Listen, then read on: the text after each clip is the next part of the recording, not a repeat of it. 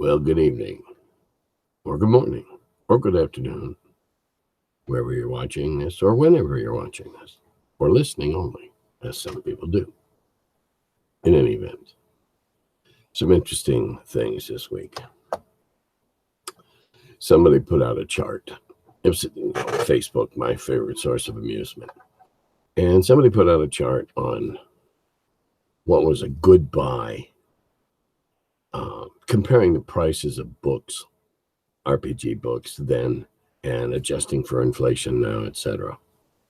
And they were saying that the 5th edition comes in at $150 because it's $50 a book for 3 books. And they thought that was, pretty expensive. And then they broke down how many words you got per dollar you spent, and it got pretty silly. Interesting, but silly. I can tell you how expensive it was in 1974. I left the Quad Cities driving our Volkswagen with a gas card and I think I had $26 in my pocket. And after eating some hot dogs and a couple of Cokes, which the Gygax young daughters were serving, I think when it came time to get the white box, or the brown box, rather than white box, what I think about the brown box, I had enough money to get the box and either a set of dice or the Greyhawk supplement. I couldn't afford both. So that's how expensive it was for me in 1974. I was married, going to college. My wife had a good job as a nurse, and we had a child. But spending money was not common or frequent or large. In any event, that's what it cost me back then. It was a serious chunk of change. It was everything I had left. And best investment I ever made, obviously. All the charts and stuff aside. Now I got a list of things we're going to talk about here tonight. So occasionally I'm going to glance over at my list, just so you know. All right. I saw a thread. Guy's a new DM, apparently.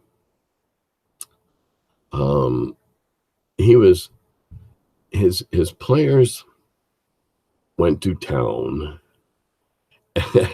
and to the city, to whatever, and there was a magic shop, which is something I never had in any of my campaigns ever.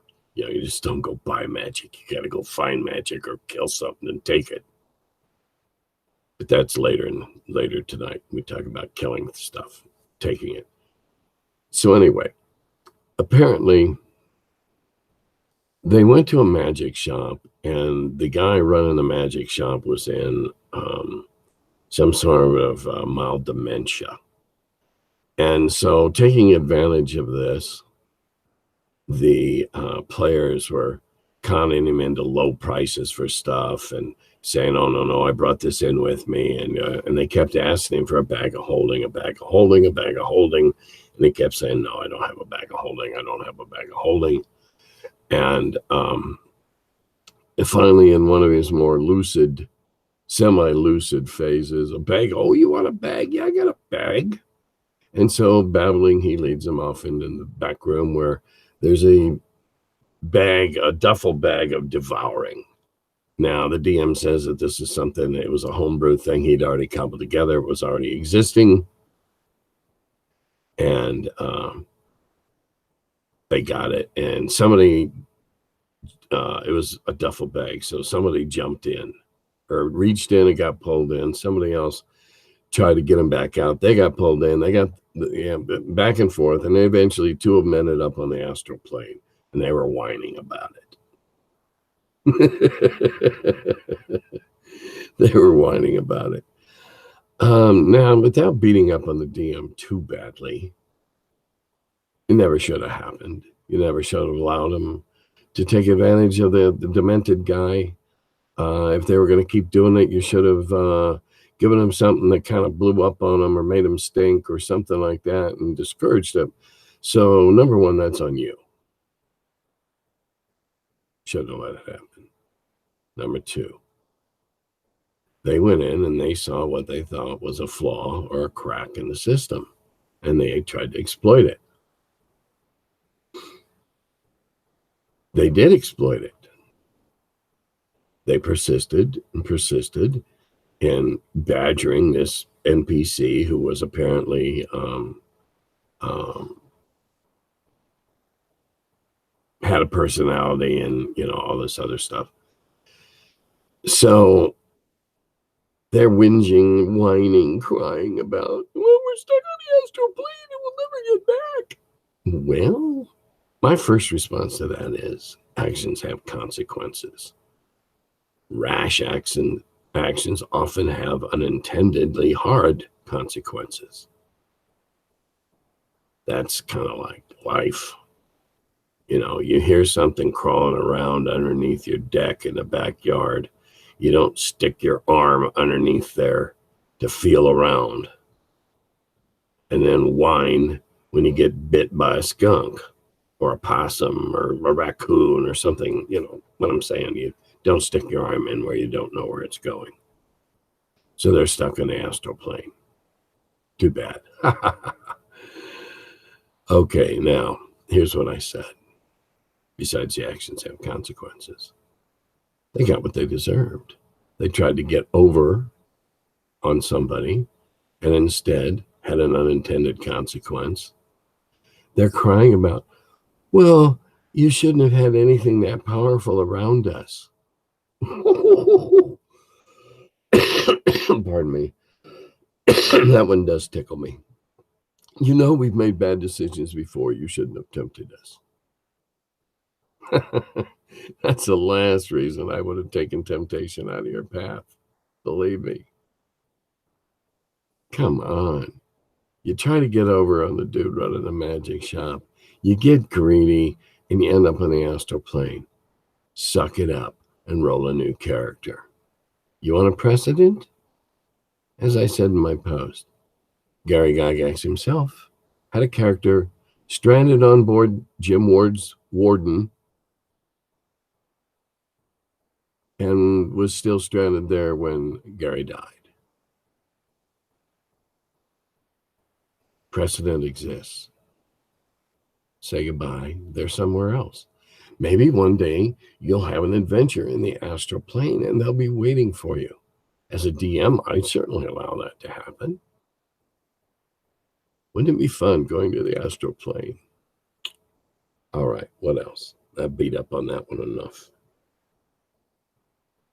Somebody asked me, they had heard that Dave Arneson had an entirely different set of undead rules and turning undead and whatever in the games he played in Minneapolis.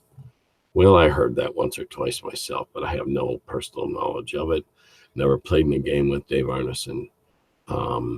Never saw his base rules or his homebrew rules. All I ever saw was the stuff that he submitted for the Blackmore supplement. So I can't really answer that. I heard the same thing once. It's entirely possible that Gary didn't like the way Dave did it, and so he did it a different way. I don't know. No, neither of them are around to ask anymore. You got to keep the tonsils oiled. Somebody asked me about D&D novels, fiction. Well, it might surprise a bunch of you to know that I've read hardly any of it. I met Bob Salvatore several years ago. I sat next to him at the table at Tracy Hickman's Killer Breakfast. Really nice guy. But I told him at the time that I hated his Drizzt, whatever his character, because him and his two-handed weaponry crap, everybody wanted to be Drizzt and everybody wanted to be a drow and fight with two weapons. So he broke the mold, and so I wasn't real fond of him because of, the pressures he put on all the rules and basically all the role-playing games. But hey, Bob's a nice guy. Tracy Hickman's a great guy. Margaret Weiss is a wonderful person. I've read a little bit that each of them have written. I read one that they collaborated on. I love the Kinder as a race, as NPCs particularly. I love the Kinder. It might shock some people to know that I don't read very much sword and sorcery, and I certainly don't read anything that I know is patterned after, whether it's D&D or Pathfinder or whatever. I didn't read that kind of stuff because I didn't want to subconsciously pick up stuff out of other people's work. And it's really not it's not what I read for pleasure. I am reading the second and third book of a fantasy series by Robin Hobb about the dragons. That I find very interesting. I have read some fantasy, but not much swords and sorcery. That's not where my interest lies. So, no, I haven't read a lot of it. And during my period away from the industry, there was no way I was going to read it. I was disinterested, actively disinterested in reading it. So, Ed Greenwood stuff, don't know. Ed's a nice guy. Don't know his stuff. Don't know a lot of people's stuff. Don't feel I need to read it. And got enough stuff to read. Anyway. Somebody said something in response to my talking about Gary Con, about it moving. And they said, well, how about if it moves to Milwaukee? That's not far away. It's the same thing. It's moving. If it isn't in Lake Geneva, it's moved. I don't care if it's in Parkside, which is closer than Milwaukee. It's moved. And to me, it wouldn't be the same. And my interest in attending would be correspondingly diminished to the point of, let's see. Oh, yes.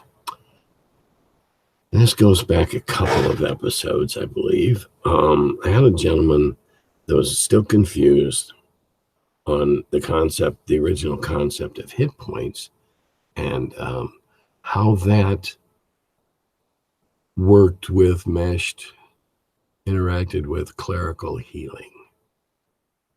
Okay, for those of you who haven't heard me expound on this subject before,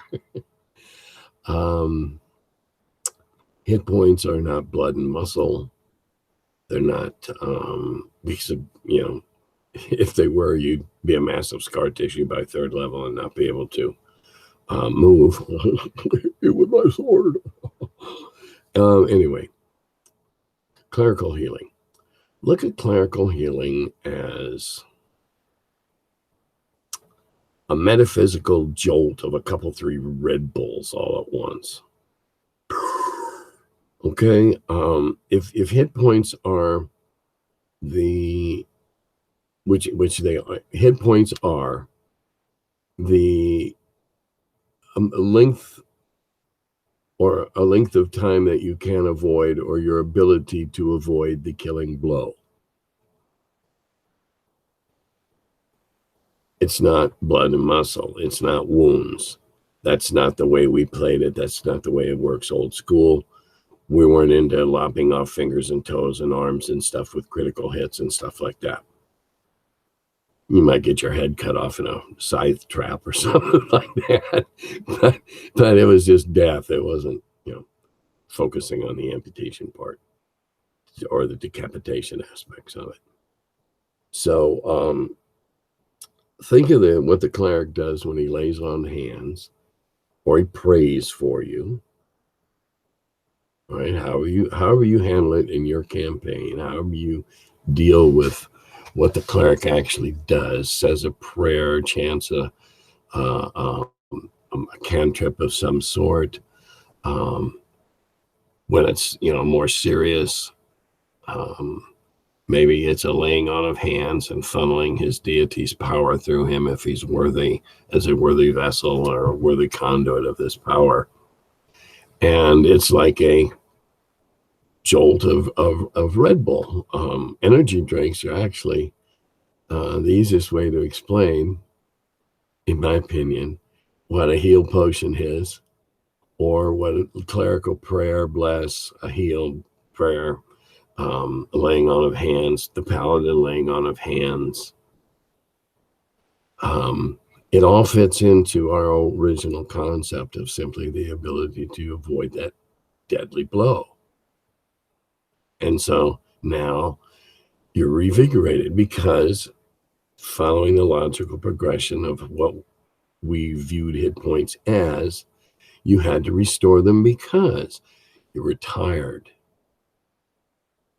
You were enervated, not just physically tired, but emotionally tired. Your reflexes were slowed.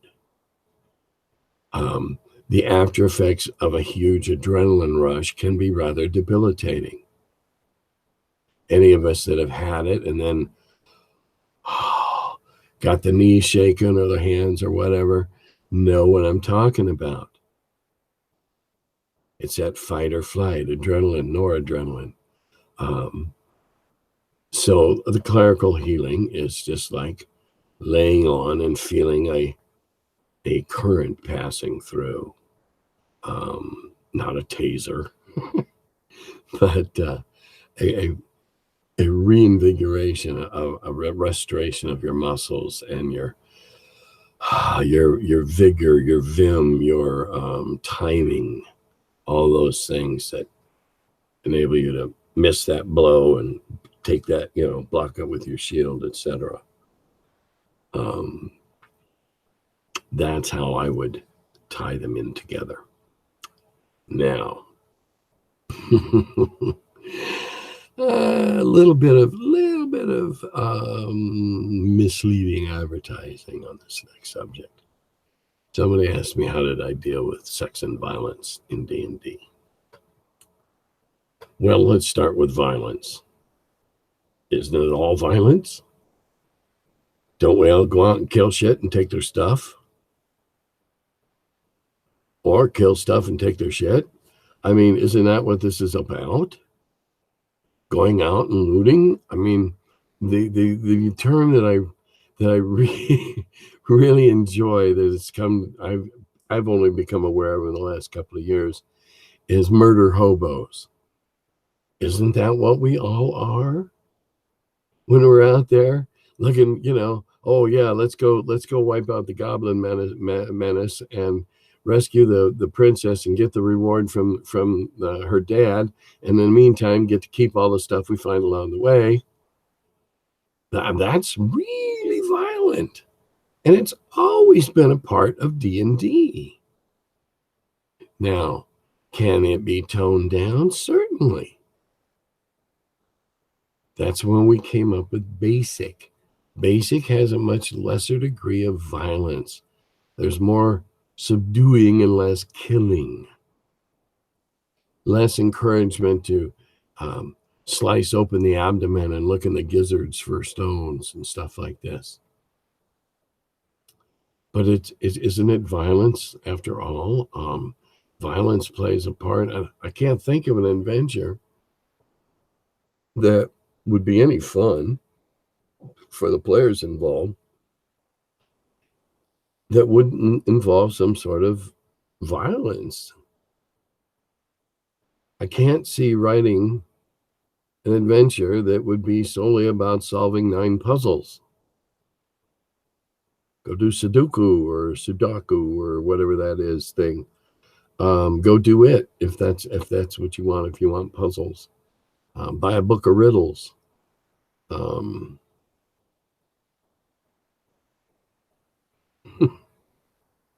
I don't know. It's all violent. It's all about killing things. Even if, like if I were to set up a campaign again now, I would make my players members of a guild, a group, a gang of adventurers that have adventured together over a period of time, and so like to do it together, like The Rock and his crew in the Hercules movie. Okay, that's the way I would I would like to see it. And they're murder hobos of a noble sort. When called to fight, they're very murderous. But that's how I would handle it. Here's a task. If the task involves killing something along the way, isn't that what we're doing? We're taking adventures, risking our characters' lives, facing down perils and facing them head on. That's kind of what it's about. I don't know how you can get away from the fact that, yeah, there's violence there. Now, the sex part, I don't deal with a whole lot. I spent too much time fighting the crazy crap in 76 and 77, the girdles of sex change, and there was actually a rape table that somebody came up with and put in one of the fanzines, and we steered away from that as far as possible. We might have been in the midst of the sexual revolution, but we were also appealing to younger people, even college, but down from there. Very few over that age at that point in time, very few. We just stayed away from it. There were nymphs and dryads, that's somewhat in the abstract, and we kind of left it abstract so that you as the DM could deal with that, whatever depth that you wanted to deal it.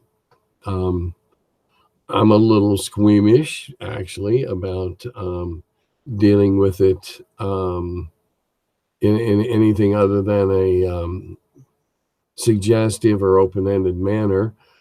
I've written stuff where there might have been a seduction or a subordination of the faculties. I don't remember if the Weaver Queen can do that to you or not, but I probably toyed with the idea. Just never went there. And somebody asked me about what did I think of the Lamentations of the Flame Princess? Very little, because of the person who wrote it. I had a flame war with Raggy a few years ago when he started crowing and trumpeting that he, as was a representative of the old school Renaissance, who had now surpassed the achievements of the old school. And I took great umbrage at the fact that he failed to acknowledge the shoulders of the giants that he had to stand on to get to that pinnacle that he thought he had reached. So I had to judge it one year at I was North Texas RPG Con. I was on a panel of judges that it was up for an award one year. I thought it to be rather derivative, and I wasn't very impressed with it. So that's my answer there. Let's see, we can't land on such a down note. Oh, one other thing. Somebody asked me, were there any of the old school games that I miss? Oddly enough, yes, but I know I won't play many of them again ever. And that's because the older school games that I played were generally 2-player games. I am looking forward to playing William the Conqueror 1066 again real soon, having just gotten a hold of a copy. I just was given a copy of B-17, and so that's one I missed. It's a solitaire game, but great for killing an hour or 90 minutes, anywhere from 45 to 90 minutes at a time, depending upon whether you have a good mission or you're on 2 or whatever. But a lot of the ones that I miss, were two-player games because I didn't know enough people to play multiplayer games frequently. Whereas now, of course, when my 4 buddies come over, we play multiplayer games exclusively. We don't, pair off, or, even when it's just 4 of us, we don't pair off and play 2-player games. There is one old school game that I did miss for a long, long time, but I've just recently gotten back into playing, and that's a game called Escape from Colditz. Marvelous game, extremely hard to win as anybody, as an allied POW, as the Germans controlling the camp. You end up with a lot of split decisions. Very tough game to win outright, which is why I enjoy playing it. And the Osprey people, the book publishing people, put out a brand new version of it a year ago or so. Beautiful stuff. Heavy component quality is just outstanding. The inside of the whole presentation package is just gorgeous. And now I see it selling online for like half its original price. Wonderful multiplayer game. Wonderful multiplayer game. So that's one that I used to miss, but got to play it a couple times the last month. And other games, not really. Used to have opportunities to play some of the pocket games, Ogre and GEV, and some of those that you could, sit down at lunch and play it twice in your lunch break. Don't have anybody to play those with again, but I'm certainly not complaining or whining about that, because there's so many other new games to play and fun games to play beside them. That's about it. I still am hoping that some conventions will start corresponding, and we'll work this policy out, because I'd really like to see us come into the 21st century. And so again, your questions often prompt the next topic. So comments are always welcome at the end. And having said that, I'll say adieu.